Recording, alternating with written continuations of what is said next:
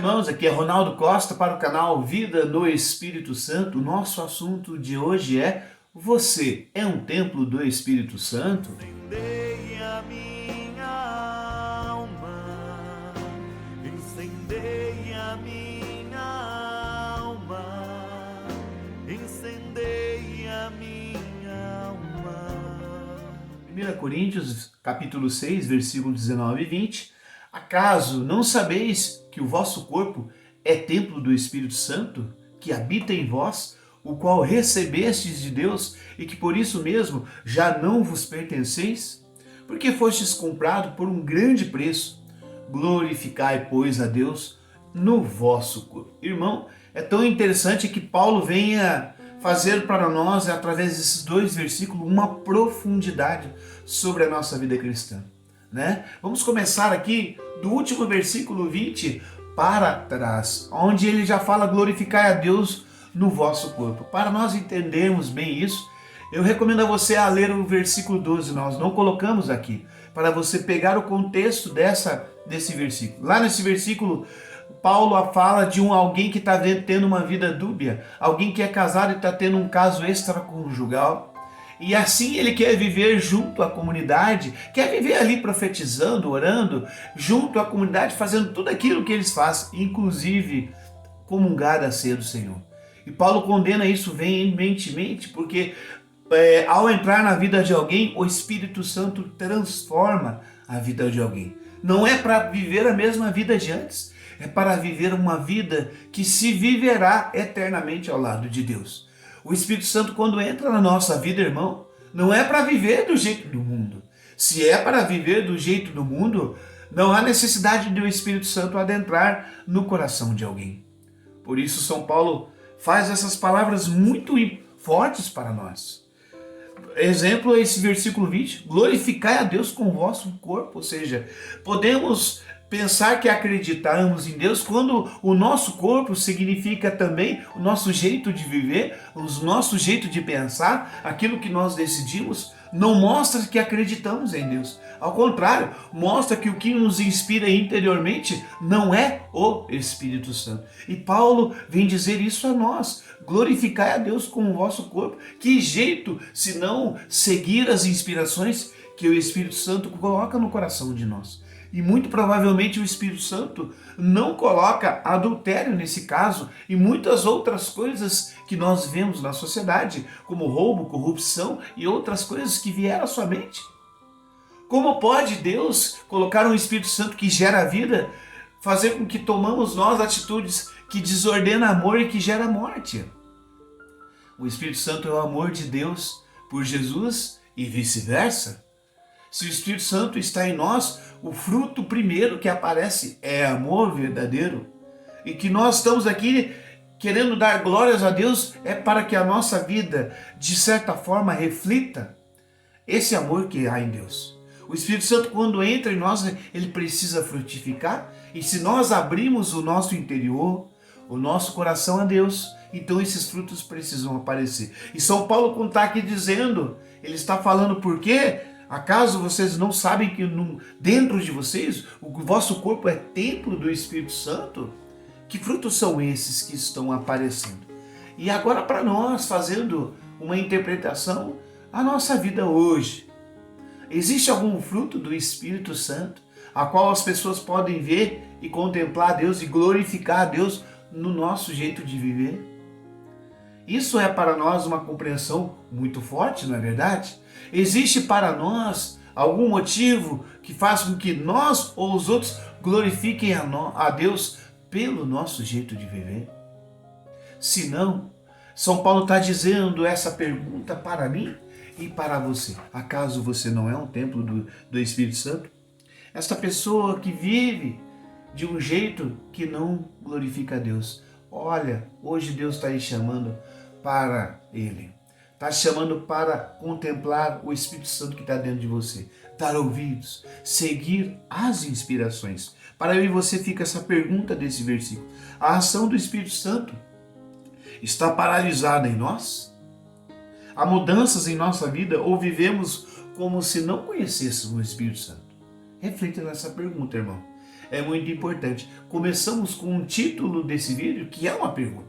Você é templo do Espírito Santo? E aqui nós vamos também colocando outras perguntas para que a nossa vida venha. Olha só o que Francis Chan fala, que ainda vai mais profundo ainda.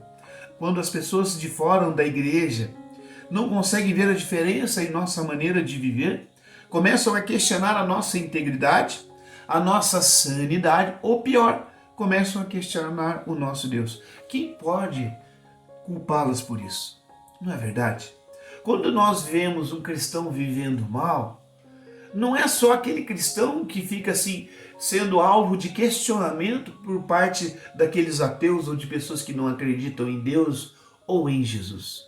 Não, o próprio Jesus é questionado. Porque veja, irmão, quando você recebe o Espírito Santo, você faz parte do corpo de Cristo. Mas quando você não se comporta como alguém que ouve o Espírito Santo, que segue as inspirações do Espírito Santo, obviamente não é só a sua vida que é questionada. É a sua sanidade e é também a igreja.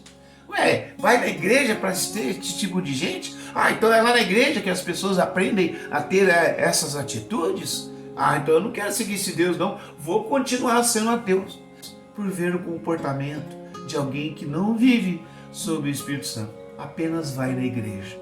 Que tristeza deve ser isso, né? Com a nossa maneira de viver no Espírito Santo, é uma vida transformada, então a gente dá glória a Deus. Convido você a dar uma olhada no vídeo que eu fiz, chama O Legado do Espírito Santo, as pessoas transformadas. Vou deixar o card aqui para você ver, para você perceber como é que realmente, vivendo no Espírito Santo, nós damos glória a Deus com a nossa vida. Também vemos nesse versículo, né? Já não vos pertenceis, pois fostes comprado por um alto preço. O apóstolo aqui, meus irmãos, está apelando pela experiência que aqueles coríntios fizeram ao conhecer o Senhor Jesus, e da mesma maneira isso pode nos acontecer. Está difícil abandonar o jeito de viver do mundo? Eu convido a você, como eu faço comigo mesmo, a olhar para a cruz de Jesus e perceber: olha só o preço que foi pago para que eu não vivesse mais de uma forma escrava, de uma forma sob o domínio do pecado, seguindo as inspirações do espírito mundano. Não, o Senhor Jesus, ele, no mistério da cruz, você pode perceber isso, irmão. Ali nós vemos todo o pecado da humanidade, mas também estamos vendo um Deus que é capaz de nos amar tanto, e ele leva sobre si esses pecados, essas enfermidades, para que você não morresse desse jeito, para que eu não morresse desse jeito. Ao defrontar em nosso interior as seduções e as tentações do mundo, querendo fazer com que a gente vive conforme o mundo, eis aqui o mistério da cruz, querendo se apresentar a nós e dizer a nós: não é para isso que vocês foram comprados pelo Senhor Jesus, foram salvos pelo Senhor Jesus, vocês foram comprados por um alto preço. Ninguém vai conseguir fazer o que Jesus fez por você. Por isso, a felicidade que Jesus lhe dá através da cruz é muito maior do que a sedução ou a tentação está querendo te ludibriar. É isso que São Paulo faz. Ele faz um apelo a mim, faz um apelo a você, fez esse apelo aos coríntios, para que nós não esqueçamos que Deus se encarnou e veio até nós. Se você tem uma cruz aí, eu convido você a meditar. Esse Jesus que do alto da cruz permite se levar a sua vida. Ele falou: ninguém toma a minha vida, eu a dou livremente. Jesus deu a sua vida por você, irmão, porque Ele te ama. Do coração de Jesus saiu sangue e água para que você fosse purificado, para que você ficasse à imagem de semelhança de Deus. Jesus derramou esse Espírito Santo, soprou esse Espírito Santo sobre os apóstolos, sobre a igreja, sobre você, meu irmão. E em você está esse Espírito Santo que quer dar frutos e frutos de santidade.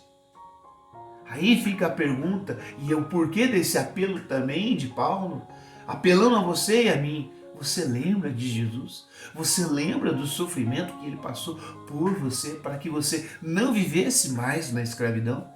É aqui que se encontra esse mistério da cruz, né? A cruz revela um autêntico amor, oferece uma autêntica liberdade e mostra também uma autêntica escravidão. Se você se abre ao Espírito Santo, ele abre os seus olhos para o mistério da cruz. Irmão, quando a gente se arrepende dos nossos pecados, nada mais é do que a doce visão que o Senhor Jesus nos oferece pelo seu Espírito Santo, do quão miseráveis nós somos. Quando você olha Jesus todo ali flagelado, todo massacrado pelo pecado, você também pode perceber o que a escravidão faz com a sua vida, com o seu gênero humano. Ele acaba, ele aniquila, como aniquilou o corpo de Jesus. Mas no mistério da cruz você também percebe um Deus que te ama, um Deus que te salva e um Deus que lhe faz verdadeiramente livre. Tá vendo, irmão? Fica assim uma meditação para você. Você está sofrendo dificuldades para viver de uma maneira santa? Lembra do Senhor Jesus. Lembra o quão você é amado. A maior experiência que alguém que busca a santificação pode fazer é recordar-se, juntamente com o Espírito Santo, do quão amado a gente é. Do quão desejado a gente foi por Deus. É profundo se você olhar o Evangelho de João 3,16 dizer, e se você permitir que o seu coração se alargue para entender. De tal forma Deus amou o mundo, que enviou seu Filho único para que todo que nele crê não pereça, mas tenha vida eterna. Ó, mistério tão grande que precisa fecundar o nosso coração, precisa ganhar espaço dentro do nosso coração essa verdade. Somos muito amados. Pois bem, por que Jesus derramou o Espírito Santo a você, meu irmão? Não é para que você vivesse conforme o mundo, não, viu? É para que você já desde agora inicie na sua vida como é viver o céu. Deixa o Espírito Santo mostrar para você como é que se ama no céu, como é que se alegra no céu, como é que se reza no céu, como é que se convive no céu, como é que se fraterniza no céu. E você vai experimentar algo tão grandioso, que é viver uma vida de santidade. Pense, na segunda volta de Cristo, haverá aqueles que fizeram a vontade de Deus, que são aqueles que são fiéis a esse Espírito Santo que está dentro deles. Mas há aqueles que não foram fiéis a Deus, que são aqueles que dão ouvido ao Espírito do mundo. Se você ver o vídeo, a fidelidade ao Espírito Santo vai te ajudar a perceber isso. Convido você, vou deixar também nos cards a fidelidade ao Espírito Santo, para você notar na sua vida, hoje, a quem você está sendo fiel. Amém? E eu quero terminar com outro versículo de Paulo, para terminar em seguida com uma oração de Santa Teresinha. Romanos 8:9. Vós, porém, não viveis segundo a carne, mas segundo o Espírito, se realmente o Espírito de Deus habita em vós. Olha, nós não somos chamados a viver mais conforme o mundo. Nós somos chamados a viver de uma forma que nós viveremos eternamente em Cristo Jesus lá no céu. Oração de Santa Teresinha. Recorda-te daquela doce chama que quer fazer arder em nossos corações. Em minha alma acendestes esse fogo do céu. Eu também quero derramar os seus ardores, ó mistério de vida. Uma frágil centelha pode levantar sozinha um grande incêndio. Bem longe eu quero levar, ó meu Deus, o teu fogo, o teu Espírito. Recorda-te. Amém. Em nome do Pai, do Filho e do Espírito Santo.